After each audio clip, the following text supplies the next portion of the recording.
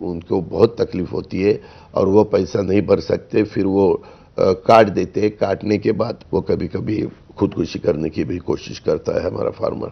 हाँ, almost 3000 suicides हो चुके हैं। नहीं नहीं नहीं, वो ये और ये this is the tragedy of this state कि ये रिचेस्ट स्टेट है और अभी भी किसान जो है यहाँ पर इतना बदनसीब है कि उसको जान लेने के अलावा उसके लिए उसको कुछ लगता नहीं है। डेट ट्रैप इतना है, पॉलिटिकल इंस्टेबिलिटी इस राज्य में इतना हो चुका है और जो पॉलिटिशियंस हैं, जो नेता हैं, they have not done their duty towards the people of this state.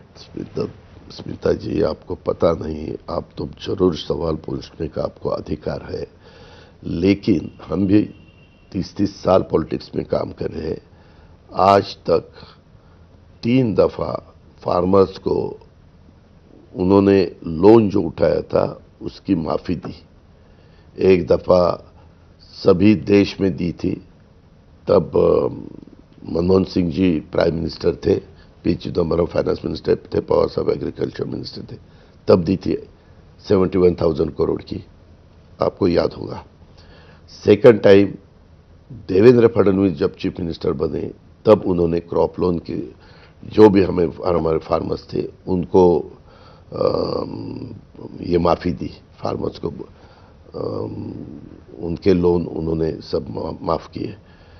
फिर उद्धव ठाकरे साहब का गवर्नमेंट आया, तब मैं ही फाइनेंस मिनिस्टर था, तब भी हमने दी। 3 दफ़ा कोशिश की, 3 दफ़ा कोशिश नहीं की, 3 दफ़ा डिसीजन लिया।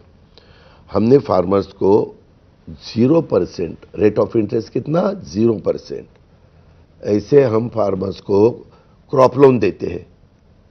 जब हमारा खरीफ सीजन शुरू हो जाता है, अभी खरीफ चालू है, खरीफ के बाद रबी आ जाता है, तो क्रॉप लोन हम 0% से देते हैं।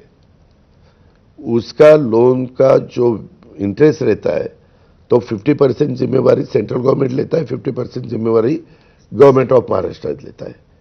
क्यों लेता है?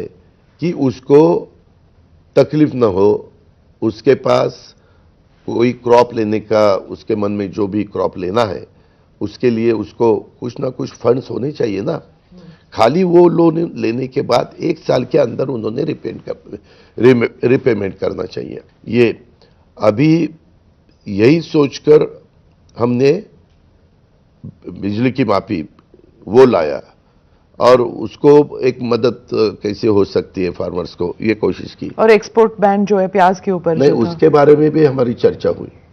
उसके बारे में भी हमने ऊपर अमित भाई के साथ बात की, पीयूष गोयल साहब के साथ बात की, शिवराज सिंह चौहान साहब के साथ बात की, चीफ मिनिस्टर मैं और डिप्टी चीफ मिनिस्टर देवेंद्र जी, हम इसके साथ इसके बारे में हम सब एक है। कल भी हम जलगांव जा रहे थे, जाते वक्त हम सब एक ही प्लेन में थे, आते वक्त सब हम एक ही प्लेन में थे।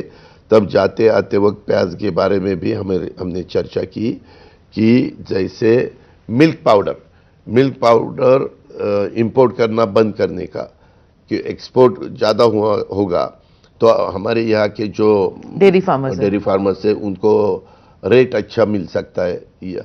अभी रेट हमारे यहाँ कम है, तो हमने इस बजट में, उससे पहले ही, बजट के पहले ही थोड़ा सा वो हमने शुरू किया है, 5 रुपया लीटर जो भी गाय का दूध रहता है उसके बारे में हमने 5 रुपया ज़्यादा फार्मर्स को इंसेंटिव हम देते हैं। इरिगेशन वाटर मैनेजमेंट, ये